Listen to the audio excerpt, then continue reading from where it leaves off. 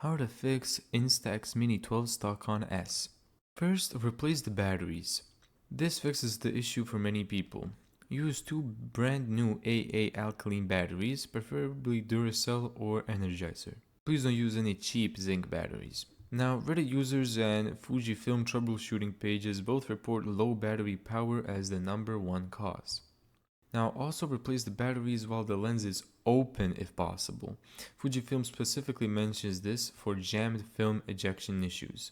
After replacing, turn the camera off, wait 10 seconds, and turn it back on. Now, the second thing that you can do is check for jammed film.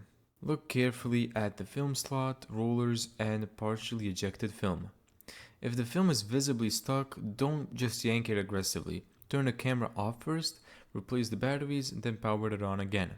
Many users reported the camera automatically finished ejecting the film after fresh batteries were installed. The third thing that you can do is reload the film correctly. Open the back cover and check whether the yellow marks line up correctly. The yellow mark on the film cartridge must match the yellow mark inside the camera.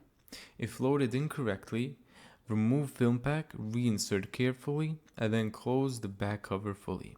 If nothing works and the camera is still under warranty, Fujifilm recommends returning it to the retailer or contacting support. Thank you so much for watching this video. If you found this tutorial helpful, make sure to give it a thumbs up and subscribe. And as always, see you in the next video.